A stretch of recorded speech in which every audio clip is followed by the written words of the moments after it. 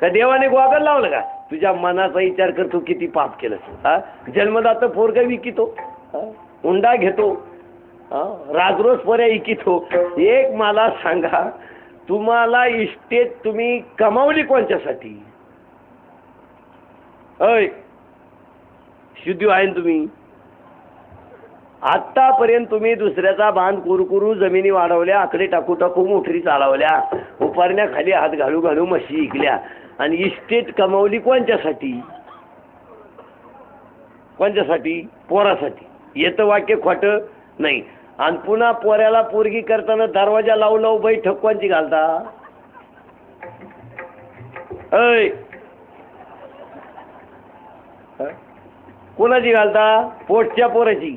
आत्तापर्यंत महाभारतात राक्षस झाली, रामायणात राक्षस झाली, काशीखंडात राक्षस झाली. पोटचं पोरग ऐकणारे राक्षस आता शिकत झाली. जो ओरिजिनल बाप आहे ना, ओरिजिनल, तो कधी पोटचा पोर ऐकू शकत नाही. एखाद्यानं पोरगी 7 तोळे सोनं घेतलं. 7 केवढ्याचं झालं? 35,000. मग आपल्या पोटच्या पोऱ्याची किंमत 35,000 आहे का? ए बापा हो, शुद्धी ऐक. अरे एखादा म्हणतात या 35,000 लागला, तुही पोरगी फुकट दे. यानं त्याला नाव ठेवायचं, त्यानं त्याला नाव ठेवायचं. आता सगळ्या म्हाताऱ्यांनी मोबाटा केला. तरुण पिढी बिघडली, तरुण पिढी बिघडली. आणि म्हातारी देवळाईने जुगार खेळा त्या. मारुतीला राणी दाखवून गोडला मोकळा त्याच्या. आणि म्हातारी मार दुसऱ्याला लावतो. ज्ञानेश्वरीची एक ओवी आहे 3ऱ्या अध्यायात. कर्मयोग अर्जुनाला सांगताना भगवंत सांगतात, येत वडील जे जे करती तया नाम धर्म सेविती. त्यांना ठेवा. तुम्ही मोठ्याने दुसऱ्याला सांगता, मी तुमच्या पुढे बोलतोय ना, मग माझी झकम्या नीट मारली पाहिजे. मी अगोदर क्लिअर वागलं पाहिजे, मग तुम्हाला काचकावलं पाहिजे. तिथं मी असू नाही तर माझा बाप असू नाही तर आम्ही दोघं सांगत असू. आम्ही हलकट वागायचं आणि तुम्हाला काचवायचं मापात बसत नाही. म्हाताड्याने जुगार खेळायचे आणि पोरांना नावं ठेवायचं. हे कोणत्या गाथ्यात बसत? पिढी बिघडली, पिढी बिघडली. यांचं चालूच राणीला गुल्ल्या एका मोकळा किडे. मुळ्यात झालं काही ना जुगार खेळू खेळू. मुळ्यात काही तर चष्म्यातून राणी पाहत्या आणि मग एका मोकळा तरी द्या. सगळ्या महिला मंडळाने एक बोबाटा केलाय 2 वर्षापासून. सुनबाई बरोबर नाही, सुनबाई बरोबर नाही. सुनबाईमुळे पोरग बिघडलं, सुनबाईमुळे पोरग बिघडलं. 6 ध्यानात ठेवा. जर बोलल्या सुनबाईला आजपासून, तुमचं पोरग ताब्यात नाही, लोकांच्या पोरीला नाव ठेवायचं काम काय? तुमचं शुद्धी होय का? तुमचं उलट तिला म्हणते तू म्हाताऱ्यावर धाव, मी भांडी वाटून घेतो. हलकट कोणचं आहे? अय सासा, जर बोलल्या सुनबाईला आजपासून, आणि काय बोलायची लायकी आहे तुमची सुनबाईला? काय बोलायची लायकी आहे? अरे तिचा बाप पॅन्टवाल्याच्या पाया पडला, मनपावाल्याच्या पाया पडला, हचाऱ्याच्या पाया पडला, 100 शिंगरांचे दरवाजे झिजवले ते ना, आणि पोटच्या पोरांच्या हिश्यातली जमीन विकून तुमच्या भिकाऱ्याच्या दारात टेम्पो भर भांडी खाली केली. लाटणं तरी होतं का तुमच्या घरात? हे दरिद्री हो. तिच्या बापाच्या ताटलीत जेवत आणि तिला बोलाता अंडरपॅन्ट तरी होती की तुमच्या पोराला? कारण आपल्याकडे लग्नाच्या अगोदर अंडरपॅन्ट वापरती नाही.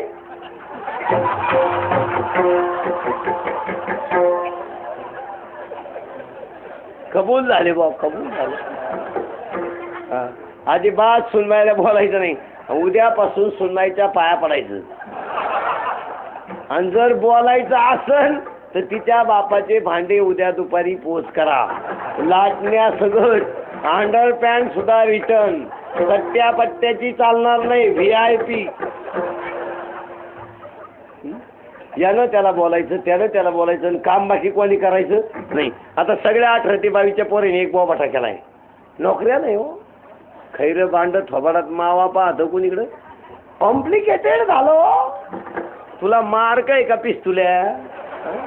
तू 12वीला 3 वेळा बसला, तुला कोणत्या ऑफिसला घ्यायचं? ज्याला मार्क आहे त्याला नोकरी आहे. तू 12वीला 3 वेळा बसला, तुला कोणत्या ऑफिसला घ्यायचं?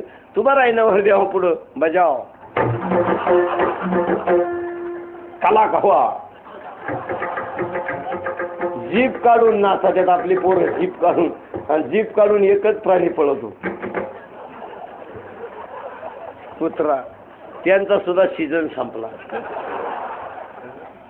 पण यांचं कवाय बँड वट फडफडलं बजाव.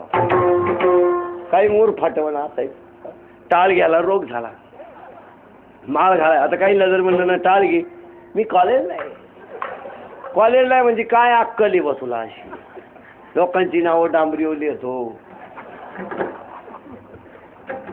काय अक्कल आहे.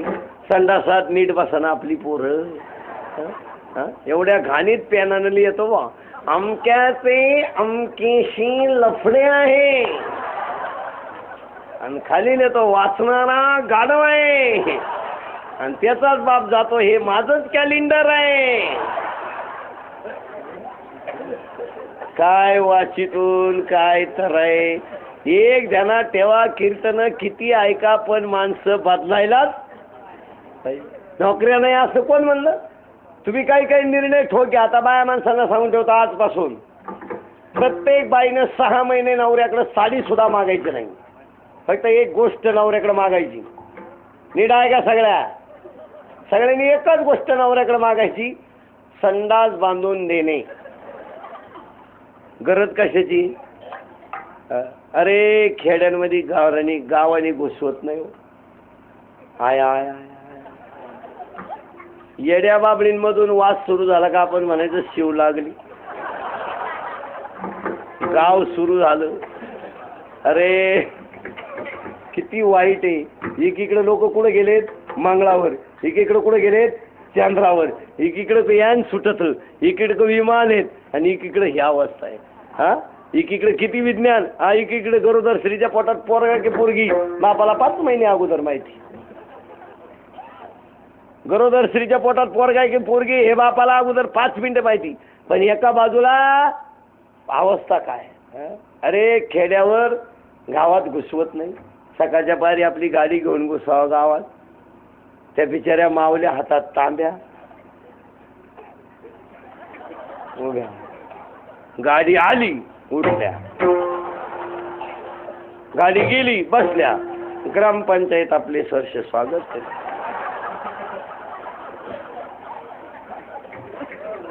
गाडी गेली उठल्या, ती बोर्ड आहे तिथंच राहते ग्रामपंचायत. काय वाईट अवस्था आहे. हा विनोद आहे, हा टाइमपास आहे ना. हे पहिलं करणं गरजेचं. प्रत्येक स्त्रीनं हे मागितलं पाहिजे. आणि हे नाही जमायचं त्यांना. नाही फ्रीज आणा आहे का ठेवायला काही. 3 वांगे 2 अंडे काय तर फडायचं म्हणायला. ज्याचं फ्रीज आणलं त्या हप्त्यांची गच्ची धरली त्या दुकानदारानं. 1000 रुपये आणि एक दाना ठेवा. तुम्ही एकीकडे पैसा वाचवाल, एकीकडे घालावाच लागेल. तुम्ही आरोग्यासाठी काही पैसे घातले 5-7 हजार रुपये जर संडासासाठी घातले तर घर निरोगी तरी जाईल. इकडे वाचवायचे आणि इकडे घालवायचे याच्यात काही मजा आहे का. एका माणसाला 1000 रुपये पगार. त्यानं एका त्याच्या कार्ट्याला स्लीपर घेतली आणि त्याला सांगितलं जिन्यावर माडीवर राहतोय आपण, एक पायरी सोडून चढत जाय, म्हणजे चपला घासायच्या नाही. बाप मग घ्यायचीच का आला. आता ते कार्ट 2 पायऱ्या सोडून चढायचं. कार्ट त्याचंच होतं. 2 पायऱ्या सोडून चढायचं. आलं खाली. त्या बापानं ह्या 2-4 निवार कान फाटी दिल्या. एक जण आला म्हणला का हो, म्हणला याला काल चप्पल आणली, म्हणलं घासू नये म्हणून एक पायरी चढ. हे 2-2 पायऱ्या चढलं. मग तो म्हणता उलटा फायदा झाला ना. तो म्हणला फायदा का आता, पॅन्ट उसवली ते म्हणजे चप्पल गेली आणि पॅन्ट उसवली. मी एकच झालं. मग चप्पलच चांगली घेतली असती तर का आला पॅन्टचं वाटून झालं असतं. एकीकडे घालवा एकीकडे जा. 2000 रुपये पगार असणाऱ्या माणसानं 200 रुपये दान धर्मात घातले पाहिजे महिन्याला. नाही तर ते त्याच्या डॉक्टरचं बिल असणार ध्यानात ठेवा. हां आणि रोग बी गरीबाच्या घरी नाही येत कधी. ते असे कोणत्या घरी यायला मोकळे नाही. हां ती इज्जत घालवाय मोकळे नाही. ज्या घरात खायची ठेप होईल तिथंच रोग येणार. हां फ्रीजमधले सफरचंद. मग महाराज म्हणले तुका म्हणे भार घात